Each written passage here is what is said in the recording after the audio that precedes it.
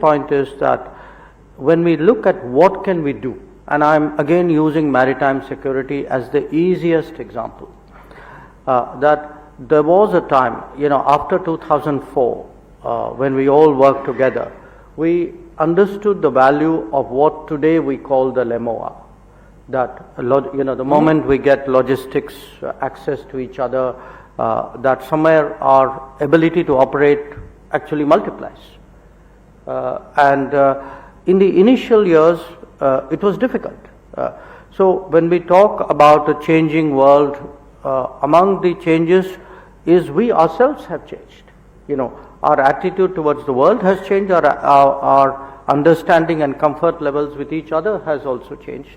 I do remember a period when even in our own system, and I would say frankly in each one of our systems, because it was something we hadn't done before, there was that hesitation. And what we are discovering, really with almost every Quad meeting, we have this kind of rolling conversation, and it's not a WhatsApp group. We have this rolling conversation, and people keep throwing up ideas. Some work, some don't. Some are realized more practically, more quickly. So that's a kind of, I would say, a very easy, practical arrangement that this has come about. So I don't, I'm very uncomfortable with sharp definitions. You do this, you don't do this, you are for this, you are against this. I think, it's four countries who have decided that by working together that they would, they would naturally advance each other, our own national interests, but also do much good for the world. So my final... Well, Samir, I don't think it was dead on arrival. It was dead a few months after arrival, and it's important to understand why, because by some coincidence I happen to be associated with different phases of the Quad. I take the Quad back to Boxing Day 2004, when the Indian Ocean tsunami happened. It so happened at that time I was the country coordinator for our external coordination and response. Then in 2006, when Prime Minister Abe came to India, he, before coming, had this idea that the Quad could be an effective way of dealing with the challenges. There was actually a Quad meeting, my memory serves me right, in Manila in 2007. And then, as you say, it didn't work out.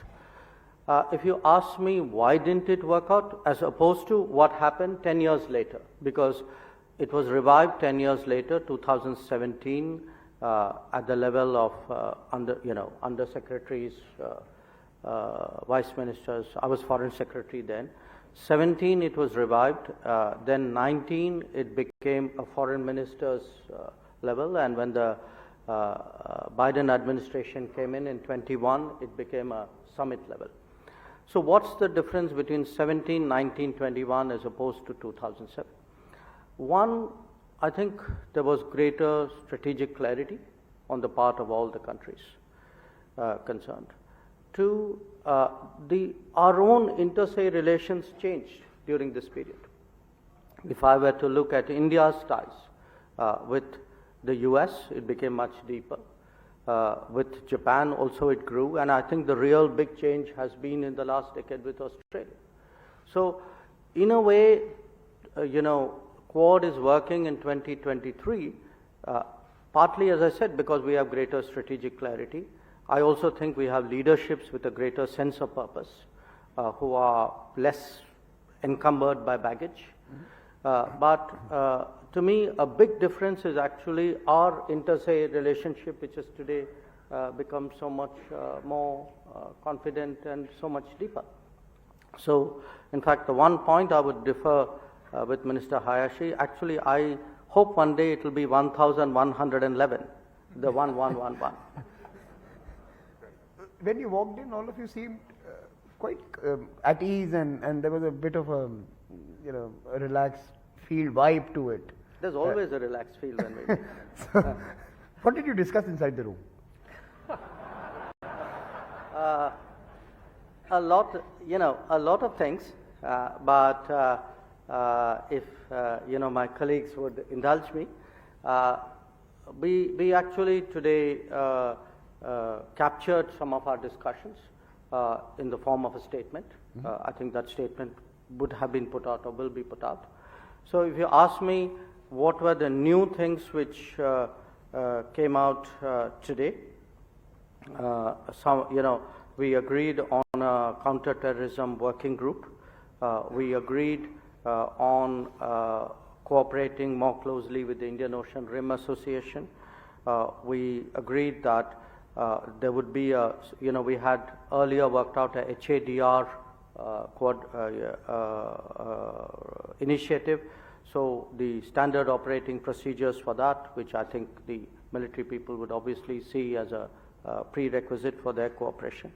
I think we coordinated on the UN to make sure that the processes of the UN are respected, and the workings of the UN stay true to its spirit. I was personally happy that there was a stronger expression of support from all of us collectively to the reform of the UN, to the fact that there would be intergovernmental negotiations on the reform. I also see that when it comes to sustainable development goals, which all of us are committed to, we believe that they should be pursued comprehensively, not cherry-picked for political convenience. We will be doing a Maritime Security Working Group very shortly in Washington. And we discussed, among other things, one of the outcomes we agreed on was that the listings of terrorists, the counter-terrorism side listings should not be politicized. So these were some of the outcomes. So I mean, there were a lot of things which I can't tell you. But this is the public side of what we can tell you. So I thought collectively I should be putting it out. And how do you respond to this common refrain that most politicians seem to indulge in from the Quad countries, that this is not against anyone, we are not a security grouping, we are not a military grouping. Why are we apologetic? No, I don't think, look, we are not apologetic. I do believe, because I keep reminding people of 2004, because to me, if your origins are in common good, there's an innate virtue in your existence. Okay, so we do stand for something. What I would not like to be defined as is standing against something or somebody, because that diminishes me. That makes it out as though some other people are the center of the world and I'm only there to be for them or against them. I don't think, actually, I think I'm the center of the world, but that's a different matter. Okay, so